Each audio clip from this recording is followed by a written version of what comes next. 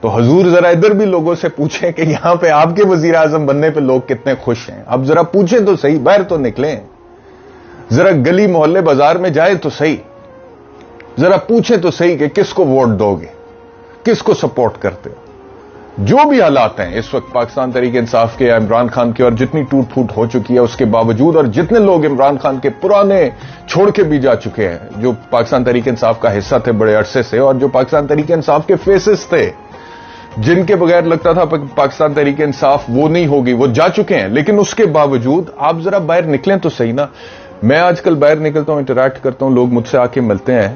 تو مجھے تو لوگوں کا جو سینٹیمنٹ ہے اور عمران خان کا ووٹ بینک ہے, ظاہری بات ہے کہ میں ایک انڈیویجول کی حیثیت سے میکسیمم کتنے لوگوں سے مل سکتا ہوں, اس میں ایک سیمپلنگ ایرر ہو سکتا ہے, اس کی گنجائش آپ اپنی جگہ پہ رکھیں. لیکن اس کے باوجود جو بھی میرا سیمپل ہے,